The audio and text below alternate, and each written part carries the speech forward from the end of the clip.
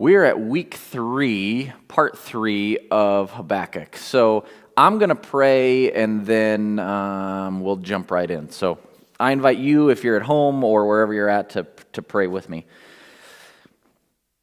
Spirit, I ask that this morning that despite a physically empty room, other than the few of us, that we can actually find some sort of community, some sort of connection beyond just a screen. That you would help us to feel a part of something more than just characters on a screen and a video being played and all of those things. I pray that you would intercede between those things to bring our connection together. And that in the midst of that connection, in the midst of that gathering, in the midst of your people coming together, that you would speak. That your words through Habakkuk thousands of years ago would be words to us today. And that those of us listening that go, that was for me, that you would let that sink in deep. That here this morning, just like in the beginning when you took the dirt of the ground, Adamah, and you told it to live, and Adam was, I pray that you would speak life to us this morning. Life beyond the busyness, life beyond the anxiety, life beyond the what-ifs, life beyond just the struggle of physical ailments, life beyond all of this, that you would speak. And so, just like at the beginning you said we were very good, I pray you would give us a little bit of a better taste, a little bit of a glimpse, a little bit of something more that we know what very good really is again. In your powerful name, Jesus, amen. So I will tell you this. If you are on the chat right now and you're able to chat, give me a chat that the question I'll have for you is a time when God gave you something you wanted, or maybe even you got something you wanted just as a person. It just took a long time. So last week we were confronted with Habakkuk, and the question was, when did something happen and you didn't get the answer you wanted? Now we turn the page or turn the proverbial chapter. When has something been given to you? Maybe that's a practical thing, or maybe that is a spiritual thing or something that God was working in, and you got what you wanted. It just took a really long time. So it wasn't the immediate gratification that our society is so used to. A time where you wanted something and God goes, okay, but not yet. And we'll get to that. For those of the rest of you that haven't been following along, or if this is one of your first times jumping on the stream, I'm going to recap just a little bit. And so we're going to talk a little bit about Habakkuk 1 and the beginnings of kind of where we came along. And so, Tanner, why don't you put up that first map? And so if you look at the map right here, you can see the red arrows are where Babylon and Persia and the Medes come together in kind of a coalition, so to speak, to fight against the Assyrians. The Assyrians are the big scary people, and the Assyrians are defeated in Nineveh, the place where Jonah goes, and eventually they go to that area in Carchemish, which is at the north, right where the Tigris and the Euphrates kind of meet up. And the Egyptians come up to help the Assyrians. This is around 609 BC. So 609, the king is Josiah. He is killed by the Egyptians as he goes out to try and fight them so that the Babylonians can defeat the Assyrians.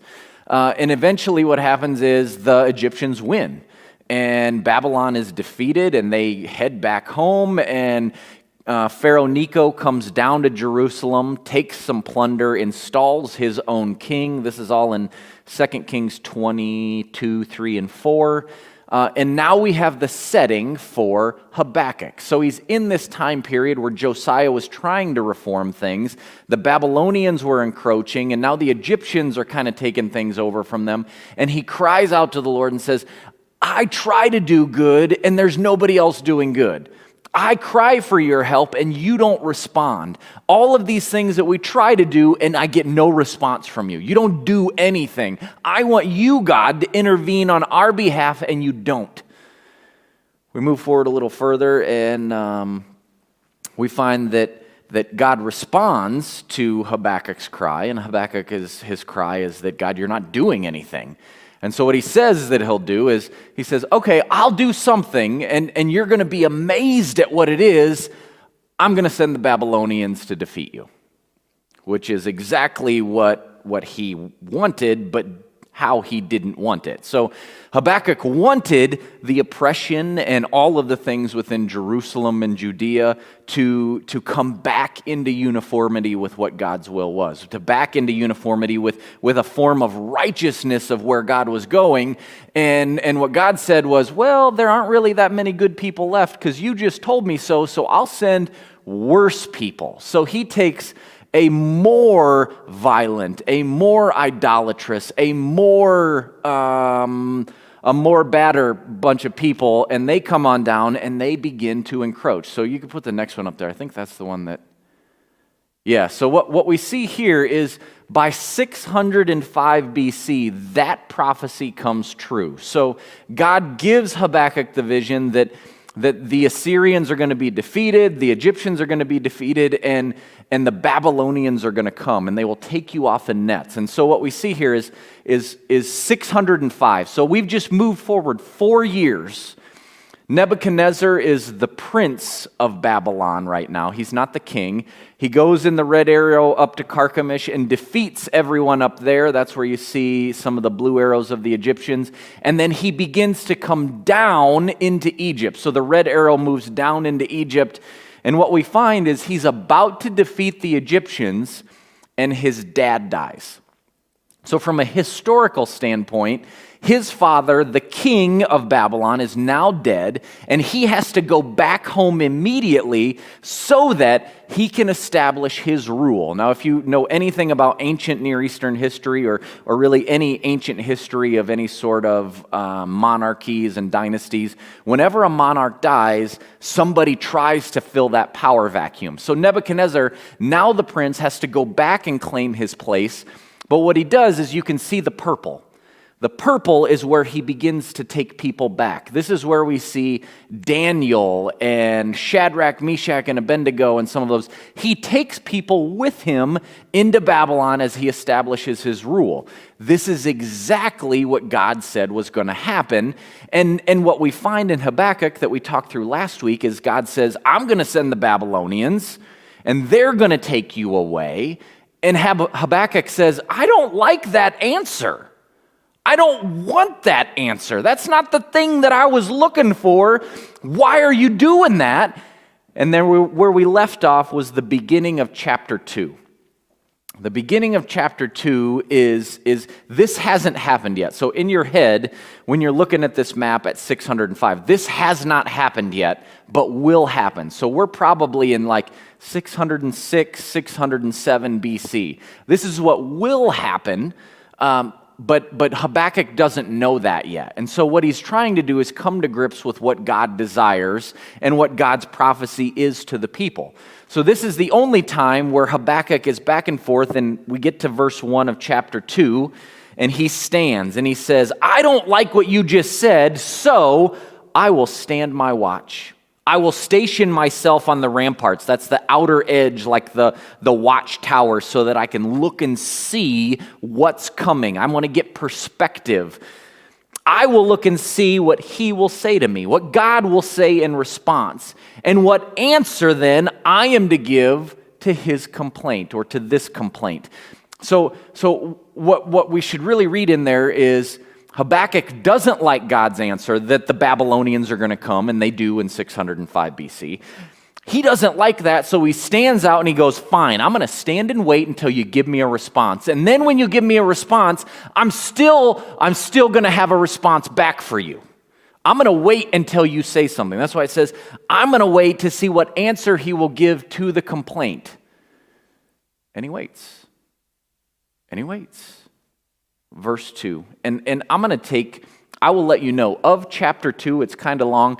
The first 5 verses, first 5.5, 6 verses are really important. And then the latter half I'm going to kind of just skirt over really quickly because you'll get the idea as we get there. So God responds. Habakkuk stands his ground at the watchtower and says, I'm not moving until you answer. And the point last week was so many of us get to that place where we say, I'm not moving until I forget that I said I'm not moving, and I'm going to just go about do whatever it is that I was doing anyway, and God, you'll just figure it out. We don't actually wait for God to respond. And so God responds to Habakkuk. Then the Lord replied, write down the revelation and make it plain on tablets so that a herald may run with it. Now I'm going to pause here a second, and what I'll do is I'll give you the verse, and then I'll go back and kind of break it apart a little bit because this is kind of important. Write down, literally it can mean to inscribe or engrave, and here we know that he's talking about tablets. Your brain should think back to the guy that held the 2 big tablets that came down from the mountainside with what God wanted people to do. So he says, in that same covenant promise, take tablets and chisel out the revelation. And the NIV translates it here, make it plain. But the phrase there in the Hebrew means inscribe it legibly would be a way that we would kind of understand it today. Have good chiselship. But it doesn't mean penmanship, it means chiselship. It means when you do it, it's going to be on stone, and do it really well. Use your time, make sure that it looks good. So that the messenger may run with it. Now, we may think that means that you can grab the tablets and run and take it places, but that's not what it means. What it really means is that you can see it, and then the person with the message, the herald, you go up, you look at the board, you see what's going on, you can run then to tell people what the message is. There's more people at the door. Tanner, will you close those doors Craig, will you close those doors right there? Sorry for y'all at YouTube land. It gets distracting when the doors are open and there's people coming back and forth. Tanner's going to talk. So what we have here is the struggle that people come. It's not the struggle. This is God's response, excuse me. So God's response is write it down, make it plain so that the people that read it will then run and tell other people. He wants more people to know. Verse 3. For the revelation awaits its appointed time. It speaks of the end and will not prove false. Though it linger, wait for it. It will certainly come and it will not delay. Speaking of the vision, the revelation. And so what we break apart here is that God is saying, it will come exactly when it's supposed to. In the Greek, this is kairos. In the Hebrew, it's a different word, but, and I actually don't remember it, something. Anyway, it means very specific time, not just time in general, but very intentional, specific time. The revelation I'm giving you is going to come exactly when it's supposed to. And it speaks of the end, and it will not prove false. Now, here's where things get kind of goofy, because when we read this, we read through it and we go, how can it come exactly when it's supposed to? And yet God says, though it linger, though it's not quite there, don't worry, it will come and it will not delay. Well, this is our own struggle of when we want something, sometimes it doesn't come as soon as we want it.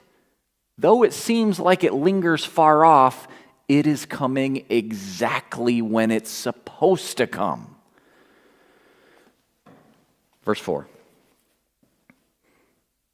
See, the enemy is puffed up.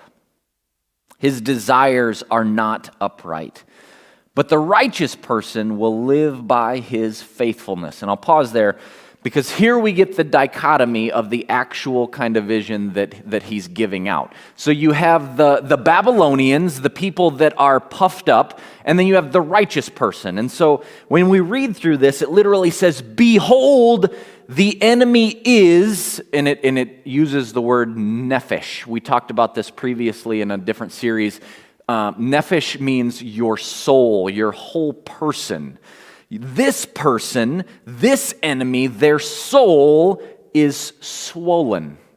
Literally, I liked the puffed up there because it has the idea of proud. The enemy is proud and swollen with their pride, and their desires are not righteous. They're not just. But the one who is righteous, they will live by their faithfulness. Now, we will see this picked up by Paul in Romans 1 and Galatians 3, and then I think Hebrews has it in maybe 10 or 11, which is probably not Paul, possibly Apollos or Barnabas. And what we find there is the grasp of the righteous will live by faith. But what I like here is not so much, we think of faith like the assent that you have, the belief that you have. The driving force here is faithfulness, your actions and your ability to move through this. So though the revelation lingers, though it doesn't come when you want it to come, when you have to wait, when you feel like God is far off, faithfulness carries you through. That means sometimes you have to continue on a path that you don't feel like doing because it is the righteous one. And then he explains what that means. Verse 5. Indeed, wine betrays him, the enemy, the soul who is puffed up, who is swollen. He is arrogant and never at rest, because he is as greedy as the grave. The word grave here is the Hebrew Sheol. In Greek, later in the New Testament, we find it called Hades, but it means the place where dead people are, as in, he is so greedy that he wants everyone under his control. And Sheol is not a good thing or a bad thing. It is just a place where dead people go. It is not hell like we think of it. It is just the dead place. The place everybody goes until Jesus returns, or doesn't go if Jesus returns before that. He is greedy as the grave, and like death is never satisfied, always taking in. He gathers to himself all of the nations and takes captive of all the peoples. This is exactly what will happen with Babylon. Verse 6 is where things begin to turn the tide. Like, so far you read through and you go, God said just wait, and my revelation will come, and you should be faithful. But he didn't tell them anything. Then we get to the woes. Verse 6, will not all of them taunt him with ridicule and scorn, saying, woe. Now pause here. The reason that this is important is all of them is all of the people that he is never satisfied in taking in. So as Babylon sweeps through the area and accumulates people and goods and stuff, God says, even though he takes it all in, those people, the ones that are taken away, the ones that are forced to do things they don't want to, they will find ridicule and scorn with that evil person. And they will say, woe.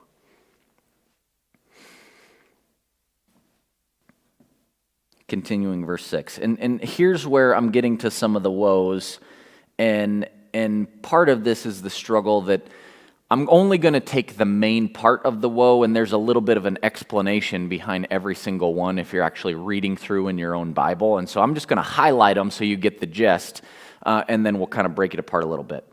The first one I'll read kind of in its entirety so you get the idea of how it goes. Woe to him who piles up stolen goods and makes for himself wealth by extortion. So this is literally the person takes all the things that they're not supposed to have and just takes it from other people. He steals, and then he extorts the people that are under his care to get more. Will not your creditors suddenly arise? As in God saying somebody that hasn't been under your control will come to get you. Will they not wake up and make you tremble? This is the enemy, the puffed up one, Babylon. Then you will become their prey, because you have plundered many nations, and the peoples who are left, there are a few people left, we'll look at it towards the end, they will plunder you. For you have shed human blood, and you have destroyed lands and cities and everyone in them. Verse 9 is another woe. Woe to him who builds his house on unjust gain, setting his nest on high to escape the clutches of ruin. Babylon is a fancy city, fortified. They'd retreat back in so that nobody could get them. Verse 12 is another woe. There's 5 woes in here. Woe to him who builds a city with bloodshed and establishes a town by injustice. This is God speaking specifically to him, just like with the pharaohs of old in Egypt. You use people to get what you want. You oppress people to have them work for you. This is basically slavery is what he's poking at here. You choose to make them build stuff for you. Verse 15, the fourth woe. Woe to him who gives drink to his neighbors, pouring it from the wineskin till they are drunk, so that he can gaze at their naked bodies. Now, we read that and we go, oh, that's kind of risque. But really, naked body can mean that he wants to look at them without their clothes on, or it can mean so that they are vulnerable. How does he manipulate? He brings people to himself, and they drink and they drink and they have parties so that he can get what he wants from them. When you read through, especially like the book of Esther or in Daniel, you find that the kings have big parties, and the wine flows so that they can keep people appeased and numbed to the reality of their own bondage. Verse 18.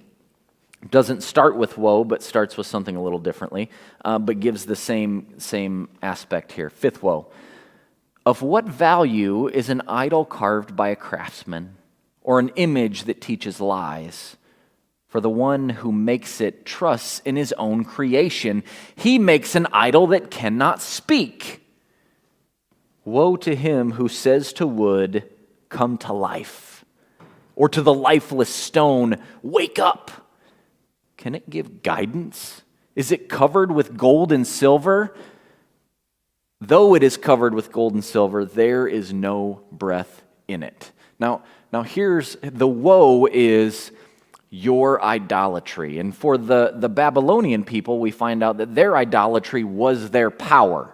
So when you go throughout Babylon, you begin to see them as the people that did not necessarily have gods or things that they followed after, though they were very pantheistic. They begin the trend of establishing themselves as the gods that people would begin to fall in line with.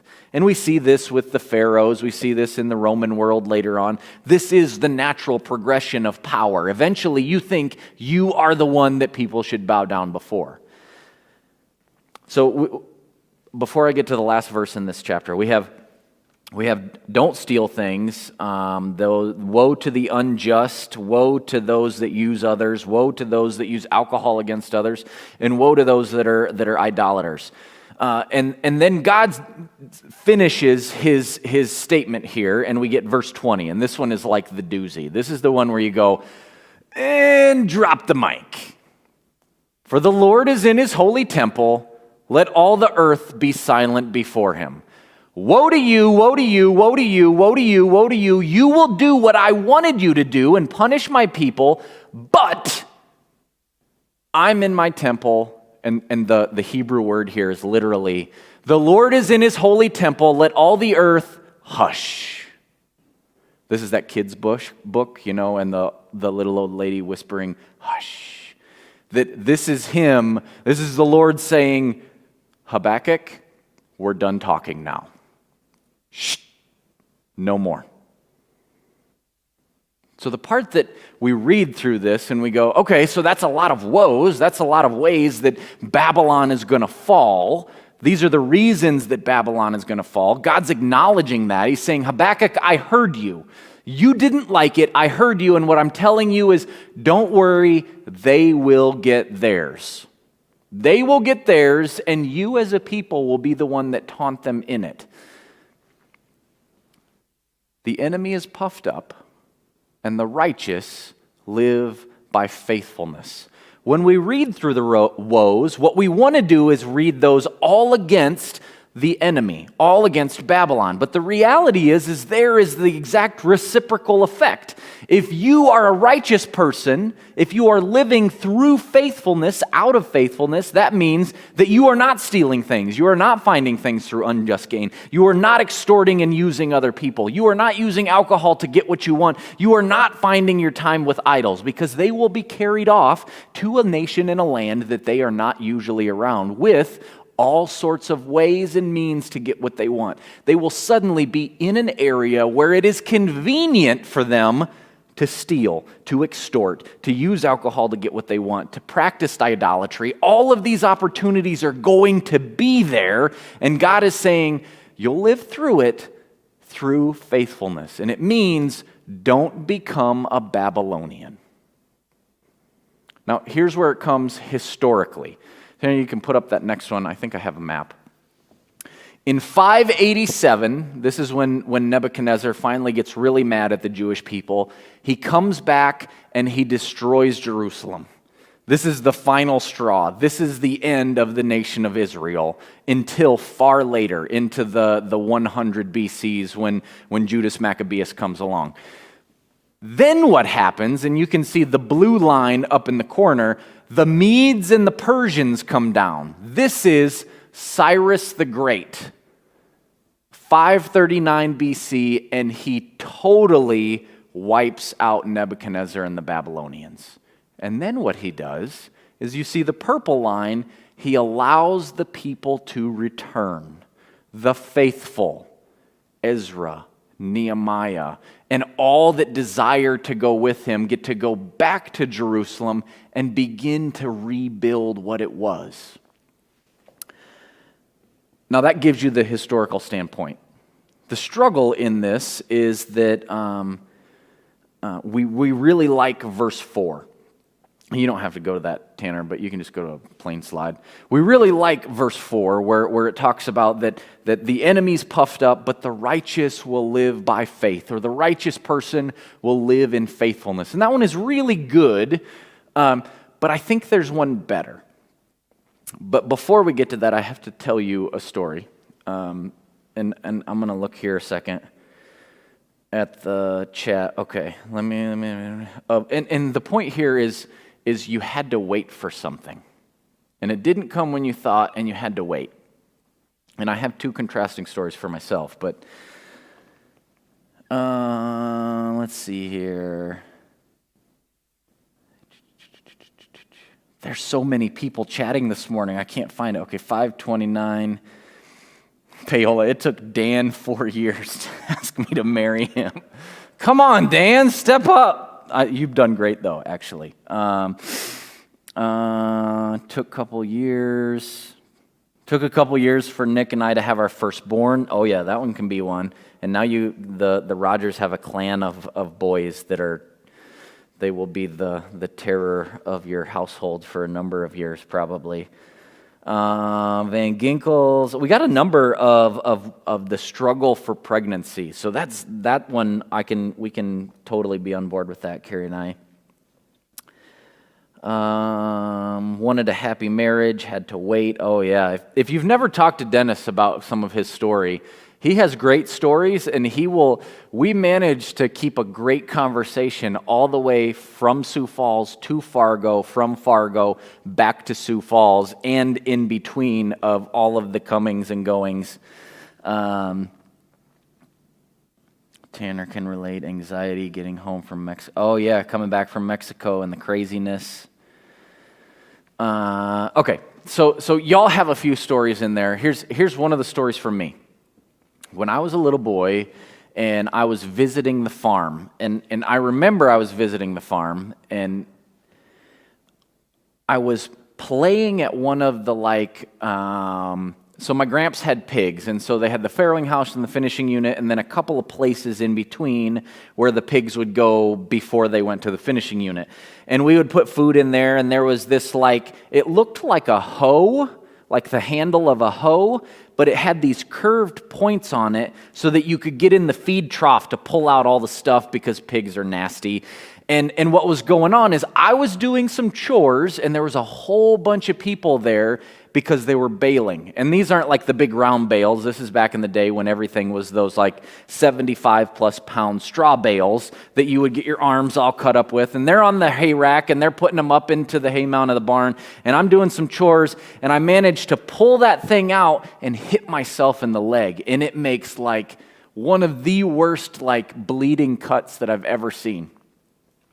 And so I grab it right away, and then I fumble my way with a bandana that I put around my knee, and then I go inside and I basically hide back around the kitchen. Our kitchen at the farmhouse had the kitchen and then like a sink behind the kitchen by the washer and dryer.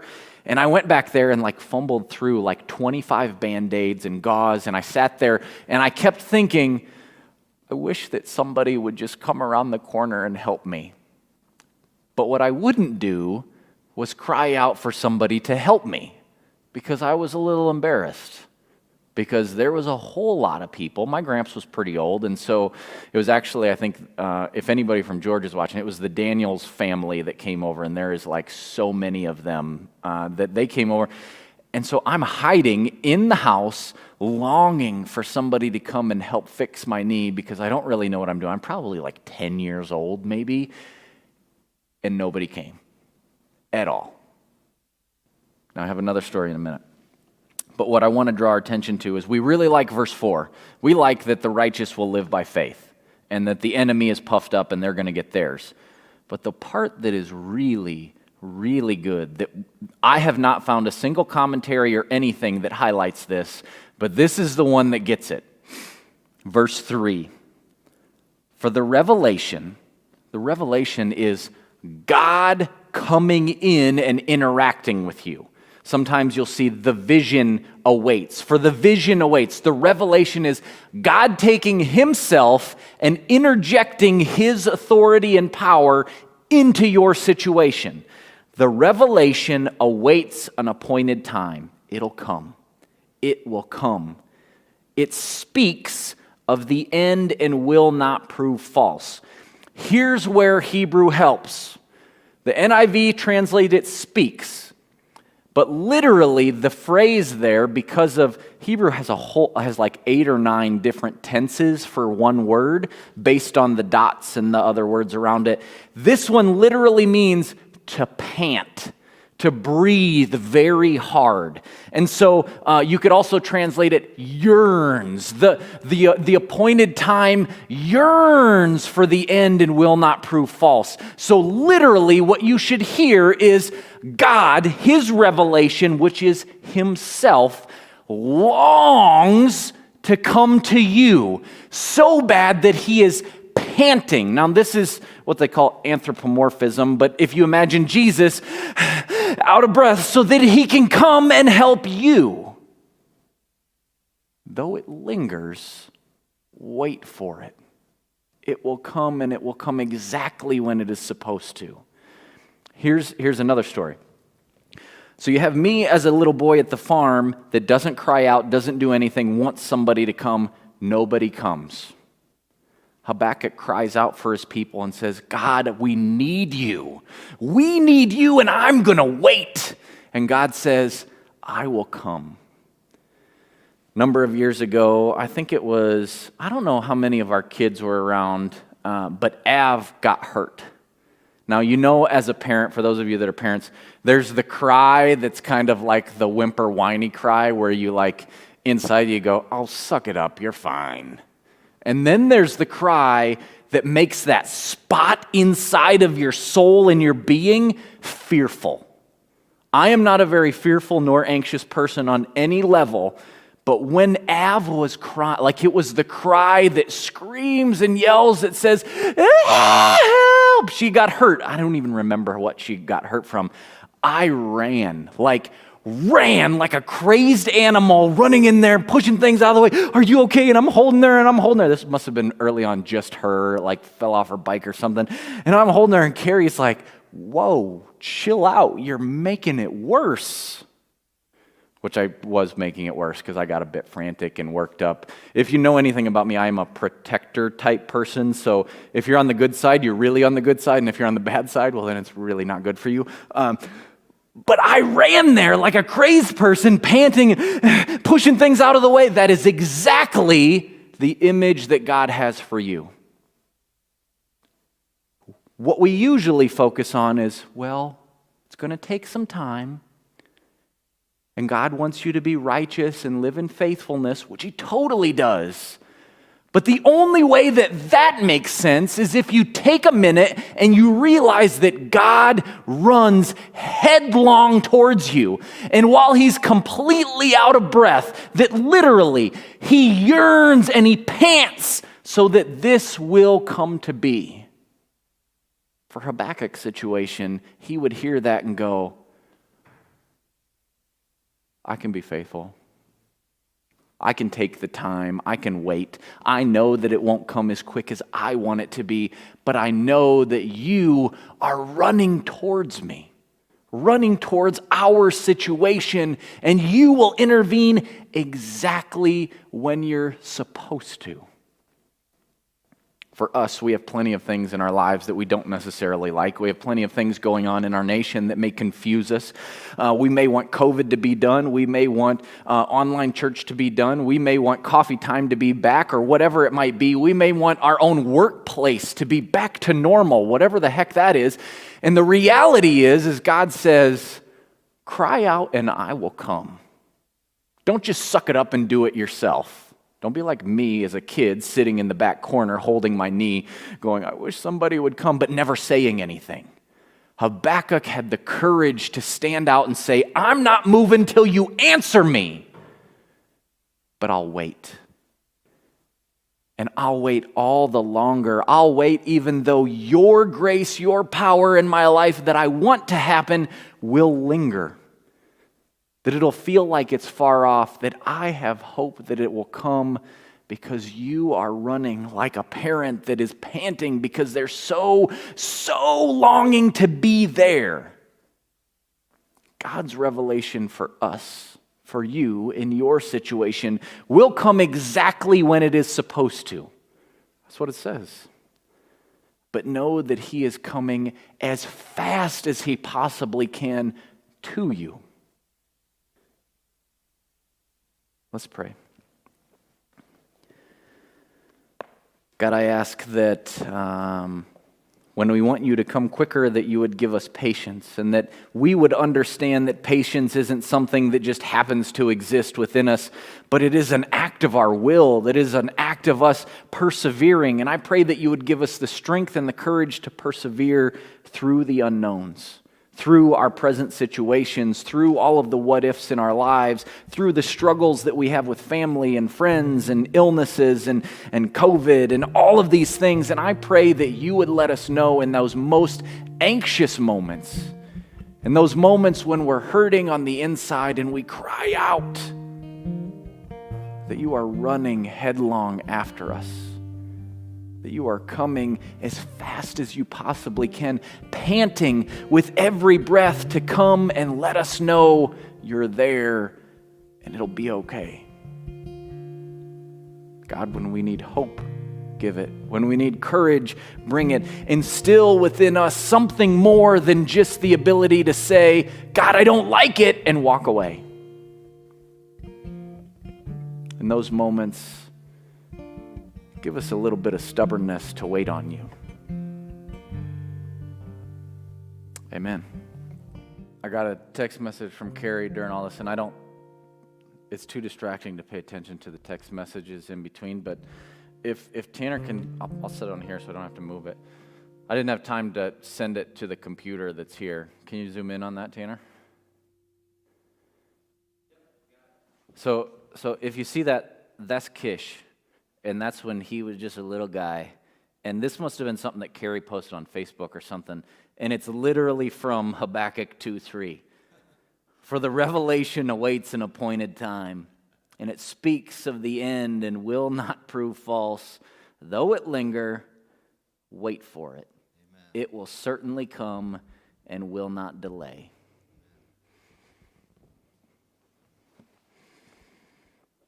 I did have a psalm that I was going to read as a benediction, but that one's pretty good. But on your way out, then, Psalm 130. Out of the depths, Lord, I cry to you. O Lord, that you would hear my voice and let your ears be attentive to my cries for mercy. If you, O Lord, kept a record of sins, who could stand? But with you there is forgiveness. I will wait.